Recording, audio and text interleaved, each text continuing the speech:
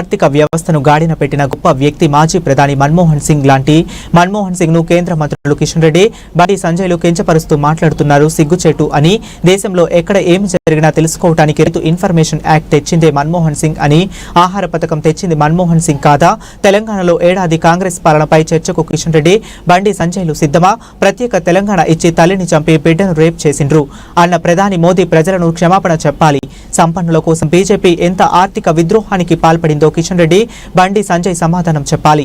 కాకినాడ కార్యవర్గ సమావేశంలో ఒక్క ఓటుకు 2 రాష్ట్రాలు అని చెప్పి తెలంగాణను ఎందుకు ఇవ్వలేదో బీజేపీ నేతలు చెప్పాలి. ఇప్పటికైనా మన్మోహన్ సింగ్ కు భారతరత్న ఇవ్వాలని ఎన్డీఏ ప్రభుత్వం తీర్మానం చేయాలని డిమాండ్ చేస్తున్నా.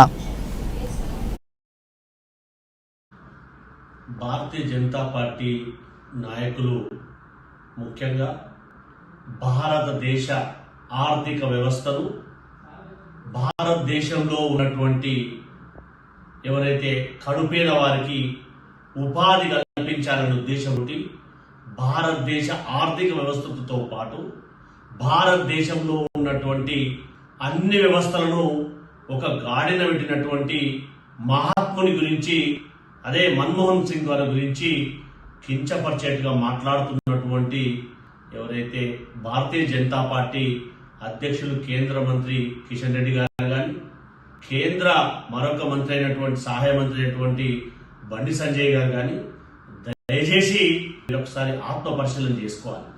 ఏవైతే మీరు మాట్లాడుతున్నటువంటి మాటలు తెలంగాణ రాష్ట్రంలో కాంగ్రెస్ పార్టీ అధికారంలోకి వచ్చి 1 సంవత్సరం గడుస్తున్నటువంటి తరుణంలో కాంగ్రెస్ పార్టీ చేసినటువంటి సంక్షేమ పథకాల పట్ల మీరు చర్చకు సిద్ధమా? అదే చట్టాన్ని చేసినటువంటి ఘనత మన్మోహన్ సింగ్ గారిదా కాదా ఒక్కసారి మీరు అవలోకనం చేసుకోవాలని చెప్పి కాంగ్రెస్ పార్టీ పక్షాన అప్పీల్ చేస్తా ఉన్నాం.